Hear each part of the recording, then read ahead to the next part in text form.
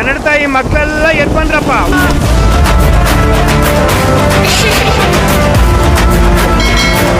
Welcome back to Saviswara. ನಿಮ್ಮೆಲ್ಲರಿಗೂ ಆತ್ಮೀಯ ಸ್ವಾಗತ. ಇವತ್ತು ನಾವು ಉಪಕರ್ಮ ಮತ್ತು ಶ್ರೀರಾಮನವಮಿ ಹಬ್ಬದ ವಿಶೇಷವಾಗಿ ಮಾಡುವಂತಹ ಬಾಯಲ್ಲಿಟ್ಟರೆ ಕರಗುವ ಸಾಂಪ್ರದಾಯಿಕ ಸಿಹಿ ತಿನಿಸು ಹಾಲು ಒಬ್ಬಟ್ಟು ಹೇಗೆ ಮಾಡೋದು ಅಂತ ನೋಡೋಣ.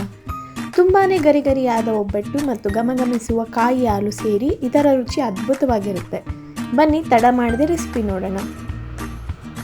ಒಂದು ಪಾತ್ರೆಯಲ್ಲಿ 1 ಕಪ್ ಮೈದಾ ಹಿಟ್ಟು, 1/2 ಟೀ ಸ್ಪೂನ್ ಉಪ್ಪು ಮತ್ತು ಸ್ವಲ್ಪ ನೀರನ್ನು ಸೇರಿಸಿ ಗಟ್ಟಿಯಾಗಿ ಕಲಿಸಿಕೊಳ್ಳಿ.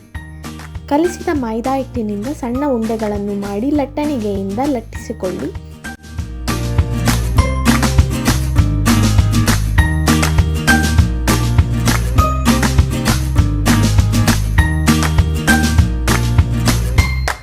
ಬಾಣಲೆಯಲ್ಲಿ ಎಣ್ಣೆ ಕಾಯಿಸಿ ಲಟ್ಟಿಸಿದ ಒಬ್ಬಟ್ಟುಗಳನ್ನು ಹಾಕಿ ಒಂಬಣ್ಣ ಬರುವವರೆಗೆ ಗರಿಗರಿಯಾಗಿ ಫ್ರೈ ಮಾಡಿ.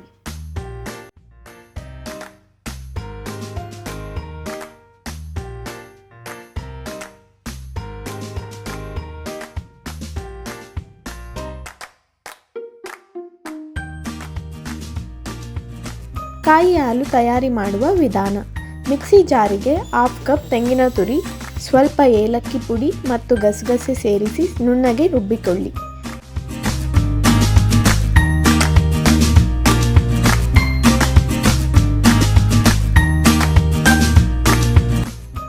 ರುಬ್ಬಿದ ಮಿಶ್ರಣ ಅದಕ್ಕೆ 1/4 ಕಪ್ ನೀರನ್ನು ಬೆಲ್ಲದ ಪಾಕಕ್ಕೆ ಸೇರಿಸಿ ಮಿಶ್ರಣ ಮಾಡಿ ಸಿದ್ಧ ಮಾಡಿಕೊಳ್ಳುವುದು.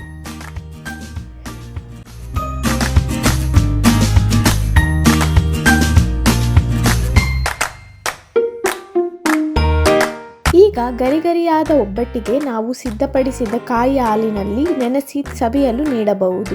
ಈ ಹಬ್ಬಕ್ಕೆ ನಿಮ್ಮ ಮನೆಯಲ್ಲೂ ಈ ಸಾಂಪ್ರದಾಯಿಕ ಹಾಲು ಒಬ್ಬಟ್ಟನ್ನು ಖಂಡಿತ ಟ್ರೈ ಮಾಡಿ.